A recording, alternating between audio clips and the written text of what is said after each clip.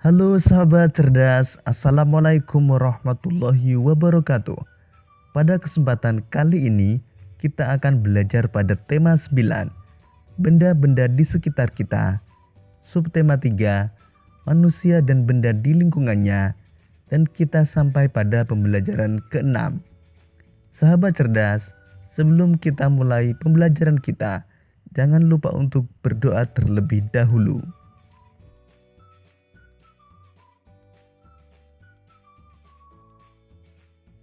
Dayu, Siti, Lani, dan Beni sedang asyik mengerjakan tugas sekolah di rumah Edo. Mereka mencari artikel di internet dengan menggunakan komputer milik ayah Edo.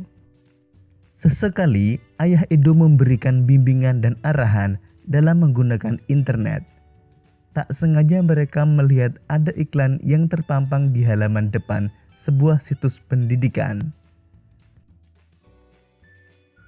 Berikut ini iklan yang muncul tersebut. Iklan tersebut dibuat oleh BPJS Kesehatan yang mengingatkan masyarakat untuk membayar iuran JKN KIS tepat waktu, maksimal tanggal 10 setiap bulan. Sahabat cerdas, berdasarkan isinya, iklan elektronik dibagi menjadi 3 kelompok, yaitu iklan komersial, iklan perusahaan, dan iklan layanan masyarakat. Iklan komersial adalah iklan yang menginformasikan produk barang atau jasa yang ditawarkan oleh pemasar. Kedua, iklan perusahaan. Iklan perusahaan adalah iklan yang menekankan pada citra perusahaan. Iklan perusahaan umumnya dirancang dengan tujuan tertentu yang menguntungkan perusahaan di masa datang. Tujuan utama iklan perusahaan adalah meningkatkan citra perusahaan di mata masyarakat. Ketiga, iklan layanan masyarakat.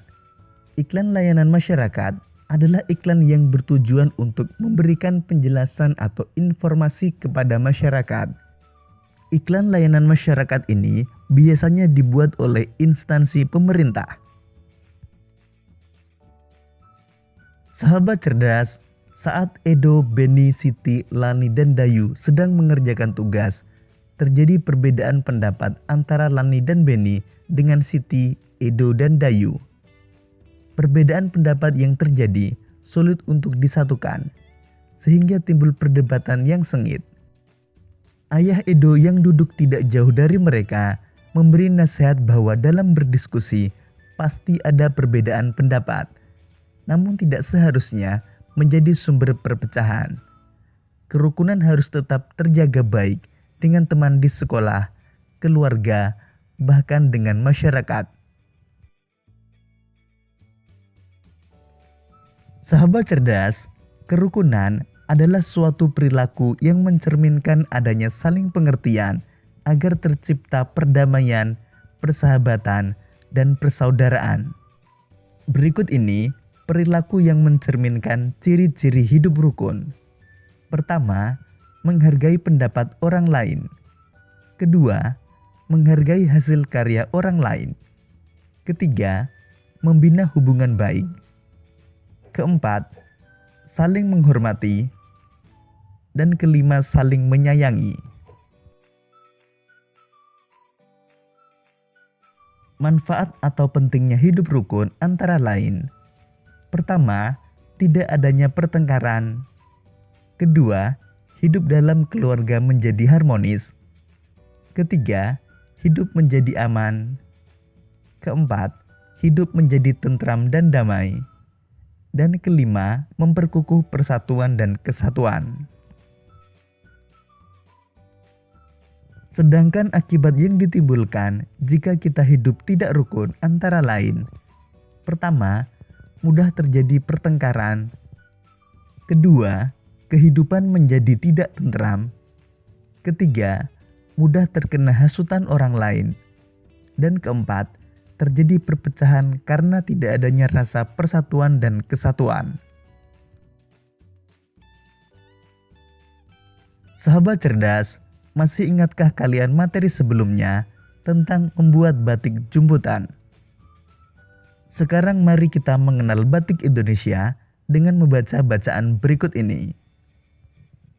Mengenal batik Indonesia. Batik di tanah air dibedakan menjadi dua, yaitu batik klasik atau batik Surakarta dan Yogyakarta dan batik pesisir. Motif batik klasik dianggap masih asli atau belum terpengaruh budaya asing, lain dengan batik pesisir yang telah banyak terpengaruh budaya asing.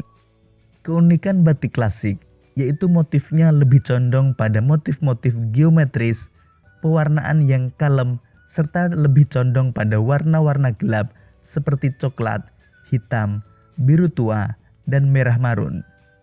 Keunikan yang lain yaitu adanya makna simbolis yang terkandung dalam motif hias batik klasik. Makna simbolis itu kebanyakan berupa doa atau harapan yang baik-baik terhadap pemakainya. Sebagai contoh, motif grompol pada batik Yogyakarta. Motif ini digunakan oleh mempelai pengantin saat upacara pernikahan. Motif grompol berarti berkumpul atau bersatu. Adapun kandungan makna motif ini yaitu doa atau harapan agar rezeki, keselamatan, kesejahteraan, dan segala yang baik-baik berkumpul untuk mempelai berdua.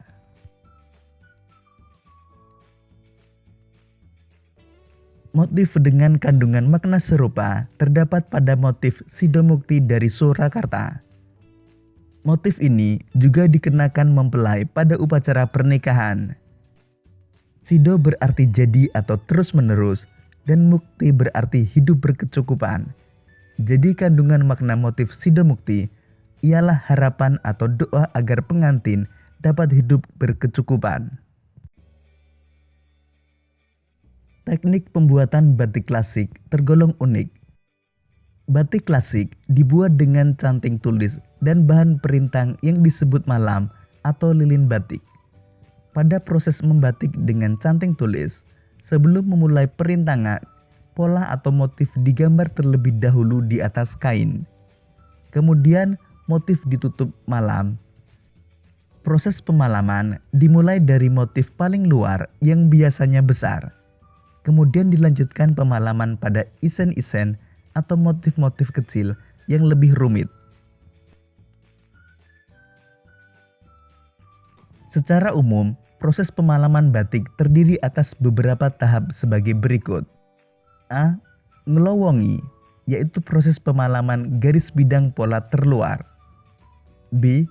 Nembok, merupakan proses pemalaman untuk menutupi bidang pola agar tidak tercelup warna saat dilakukan pencelupan. C. Bironi, pada dasarnya sama dengan nembok, tapi proses ini hanya dilakukan jika warna biru pada kain direncanakan tetap berwarna biru. D.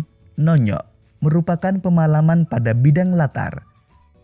Setelah melalui proses pemalaman, proses selanjutnya yaitu pewarnaan atau pencelupan dan ngelorot atau penghilangan malam, yang biasanya dengan cara mencelupkan ke dalam air panas atau mendidih.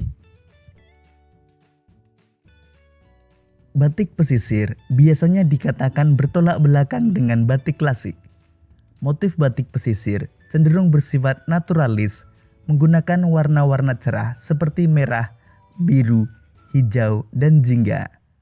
Motif batik pesisir mengabaikan makna simbolis dan lebih menekankan segi keindahan motif.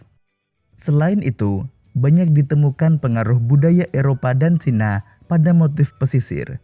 Sebagai contoh, motif putri salju dan motif Cinderella pada batik Pekalongan, dan motif Megamendung pada batik Cirebon.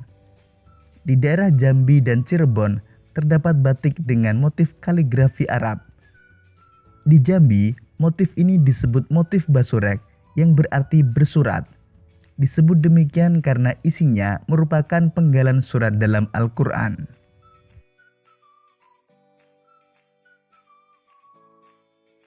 Sahabat cerdas, kamu sudah membaca bacaan mengenai batik di Indonesia. Kamu juga telah mengetahui tentang bagaimana membuat batik jumputan.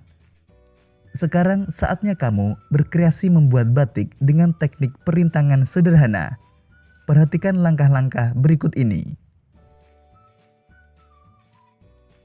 Langkah pertama adalah menyiapkan alat dan bahan. Alat dan bahan yang disiapkan antara lain kain, kompor, wajan kecil, canting, dan malam. Langkah kedua, membuat pola gambar pada kain. Langkah ketiga, menutup bagian gambar dengan lilin.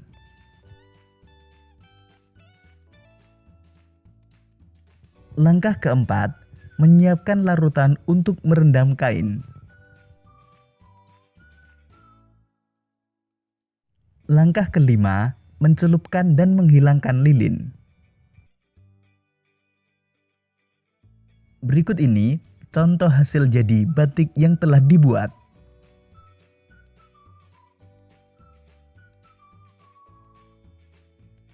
Demikian tadi sahabat cerdas pembelajaran kita pada tema 9, subtema 3, dan pembelajaran ke-6.